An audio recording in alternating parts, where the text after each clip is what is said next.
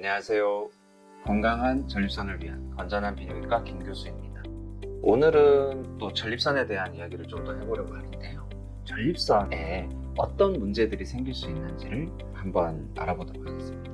이전 영상에서 보셨듯이 전립선은 크기가 작고 평소에는 좀 어떤 기능을 하는지도 굉장히 알기 어려운 장기예요. 하지만 이 조그만한 기관에 여러 문제들이 아주 흔하게 발생을 합니다.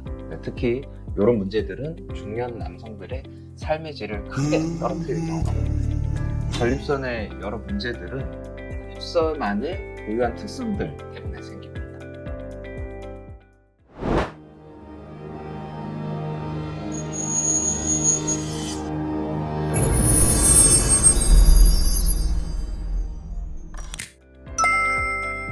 첫 번째로 전립선은 영구적으로 자라는 조직입니다. 우리 몸의 장기들은 대체적으로 출생 후에 사춘기를 지나면서 급성장하고 청장년기에 최대의 성장을 이루게 됩니다. 그리고 중년 이후에 노화가 진행이 되면 점차적으로 장기의 성장과 기능이 퇴화를 하는 과정을 거칩니다. 근육 성장 과정을 생각해보면 아주 이해가 쉽죠. 우리 몸의 근육은 출생 이후에 점점 커지다가 사춘기를 지나서 청장년기 이를 때 최대 성장과 기능을 달성해요. 하지만 나이가 들수록 근육도 차츰 빠지고 근육도 점점 떨어지는 노화를 경험하게 됩니다. 하지만 전립선은 우리 몸의 다른 장기들하고 좀 다르게 아주 독특한 형태로 성장하는 특성이 있어요. 태어날 때 전립선 크기는 완두콩 크기로 아주 작지만 2차 성징 이후 20대 후반까지는 매년 1.6cc 정도씩 성장을 해서 20cc 정도의 알방 크기 정도에 이르게 되고 30대 이후부터는 매년 0.4cc 서서히 커지게 됩니다. 쉽게 말하면 전립선은 남자가 죽을 때까지 계속 크기가 자라는 장기라는 뜻이에요. 전립선 비대증이란 노화가 진행이 되면서 전립선이 커지는 현상을 말하는데 30, 40대부터 이런 분들은 이미 시작이 돼서 80세 이후에는 약 80%의 남성들이 전립선 비대증을 가지게 됩니다. 이처럼 전립선 비대증은 매우 흔한 질환이고 전립선이 커져서 요도의 저항이 높아지면 흡연 증상 문제가 생기게 되죠. 전립선 비대증에 대해서는 제가 다른 영상에서 좀 더 자세히 말씀드리도록 할게요. 중요한 것은 남성들이 전립선이 있다는 이유만으로 결국 나이가 들면 대부분 소변 문제가 생기게 된다는 점입니다. 두 번째로 전립선은 암이 아주 잘 생기는 조직입니다. 정상적인 전립선 무게는 20g 내외로 아주 작습니다. 보통 남성들의 체중이 70kg 정도가 된다고 생각을 하면 우리 몸의 0.02%, 5천분의 1밖에 안 되는 장기입니다.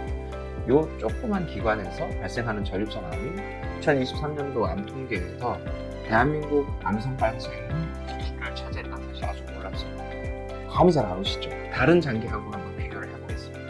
우리 몸에서 단일 장기로 가장 부피가 큰 장기는 뭔지 아세요? 많은 분들이 예상하고는 다르게 바로 피부입니다. 피부는 우리 몸의 7%, 한 15분의 1을 차지하는 아주 큰 장기입니다. 과연 이 피부라는 장기에는 암이 얼마나 많이 생길까요? 같은 시기에 우리나라 암 통계를 보면 피부암 발생률은 전립선 암의 3분의 1에 불과해요. 별로 차이가 안 큰 것 같죠? 하지만 전립선하고 피부의 크기 차이를 생각을 하셔야 돼요. 우리 몸에서 피부가 차지하는 크기는 전립선의 한 350배 정도. 따라서 같은 크기의 조직으로 비교해 봤을 때 전립선 조직은 피부 조직보다 암이 1000배 이상 더 잘 생긴다는 말이 됩니다. 전립선 암이 왜 이렇게 잘 생기는 건지 아직 완전히 다 밝혀지지는 않았지만 확실한 거는 전립선에서는 암이 아주 잘 생길 수가 있고 따라서 이에 대한 철저한 대비가 필요하다는 사실입니다. 세 번째로 전립선은 아주 단단한 피막으로 둘러싸여 있는 조직이에요. 그림에서 보듯이 전립선 조직은 4개의 연속적인 막, 전립선 피막, 전립선 근막, 균형빌리아 근막, 항문 거듭막으로 겹겹이 아주 치밀하게 둘러싸여 있습니다. 전립선의 이런 특징적인 구조는 전립선의 내부와 외부를 아주 철저하게 구분을 하게 됩니다. 이러한 전립선의 특성은 장점도 될 수 있고 단점도 될 수 있습니다. 먼저 장점은 전립선 안에서 전립선암이 생겼을 때 전립선 밖으로 잘 번지지 못하게 하는 장벽이 됩니다.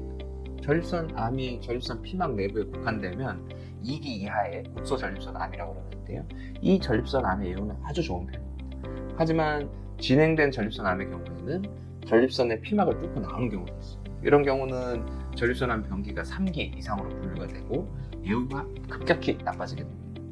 하지만 전립선에 이런 여러 막으로 둘러싸여 있다는 특징 때문에 항생제 같은 약물은 전립선 안으로 잘 도달하기가 어렵습니다. 이건 굉장히 단점이 되고요. 만약에 전립선 안에 감염이나 염증이 생기면 약물 치료에 반응이 잘 없고 아주 긴 치료 기간이 필요합니다. 이런 속성이 전립선염 치료를 더 까다롭게 하는 원인 중에 하나가 됩니다. 전립선의 이런 고유한 특성 때문에 전립선 건강을 위협하는 대표적인 질환으로는 전립선 비대증, 전립선암, 전립선염을 들 수가 있고, 대부분의 남성들은 전립선에 문제가 생기면 배뇨의 고통을 받고 삶의 질에 크게 영향을 받습니다. 전립선 문제가 생겨서 고생을 해보기 전에는 소중함을 아주 실감하기 어렵기 때문에 건강한 전립선을 항상 유지하는 것이 행복한 중년을 위한 필수 조건임을 잊지 말아야 됩니다. 오늘은 전립선에 어떤 문제들이 생길 수 있는지에 대해서 알아봤는데 유익하게 보셨나요? 오늘 내용 재밌게 보셨으면 건전한 피부과 김교수 채널 좋아요, 구독 신청해 주시고요.